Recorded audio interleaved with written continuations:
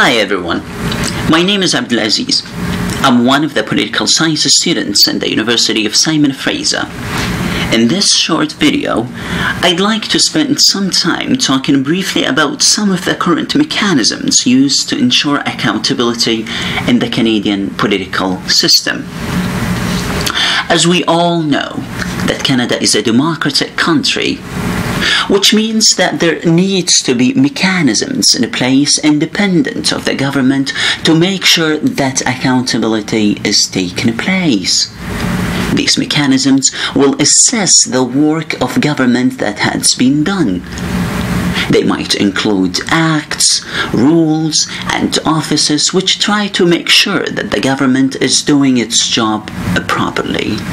However, there are many arguments about the effectiveness of these mechanisms. Some argue, for example, that they work while others don't work properly. So let's just examine how the current mechanisms for holding the government accountable are open to criticism. Before we do that, I'd like to remind you about the word accountability. What does it mean to be accountable? Basically, accountability is considered to be a fundamental principle of the democratic government. It's really the notion that those who are in power should be held responsible for their actions. So if they've done something wrong, they will be questioned by either the government or the people. So it's important to keep in mind the meaning of accountability in order to understand these mechanisms. The first mechanism that we are going to look at is the Office of the Auditor General.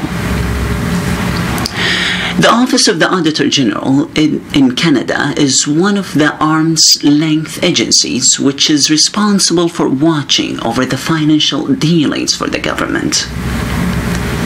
The Auditor General usually is responsible for making sure that the activities of the government are cost-effective. However, the question of who the Auditor General is accountable for making sure that their work is independent and objective is a big one. Since it takes such a long process to independently assess the work of the Auditor General, it could be argued that that mechanism in place has some problems. If the Auditor General's office is not accountable to anybody, then how can we be sure that they are doing their job properly? Moreover, the reports that the Auditor General makes are sometimes subject to certain recommendations by members in the government. Those members sometimes intervene. As a result, the independence of the Auditor General would not be fully implemented. The second mechanism that I'd like to spend some time talking about is the ministerial responsibility. Ministerial responsibility is one of the mechanisms that are considered to be useful in ensuring accountability in the public service. It is true that ministers have the authority to make decisions within their spheres, but also it's true that they will be questioned in the Parliament in terms of their activities. However, there has been a controversy over the confusion of this policy. Those who argue that this doctrine is confusing, they say that it's true in theory, but it's not real in practice. For instance, in the Constitution, it's declared that when ministers do something wrong in their departments, they are required to justify their position.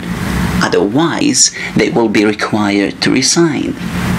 In reality, that theory doesn't come into play. Therefore, the mechanism of ministerial responsibility will not be fully implemented. The last mechanism that we should know a little bit about it is the access to information.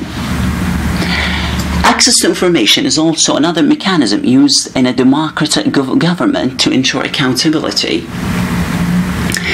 The goal behind that, the purpose behind that is to provide people with required information regarding the political activities within the system so that they can participate in the decision-making process. It has been suggested that if people had such knowledge, they would be able to criticize and hold politicians and bureaucrats responsible. However, there was a big debate in the House of Commons regarding the Access to Information Act in 1970. For those who were not in favor of the act, their arguments revolved around sensitive themes such as national security, defense, and cabinet confidences. They were worried about the privacy of information. Some argue that this mechanism is just used for personal and political purposes as well. Politicians who would support the act may easily be against it after they hold power. In other words, they might be with it today, but against it tomorrow. So, we can see that this mechanism might not be fully implemented. This is a brief discussion about some of the current mechanisms to ensure accountability in the Canadian Federal Public Service. There are many other mechanisms, but I hope you found those three useful. Thank you very much for watching.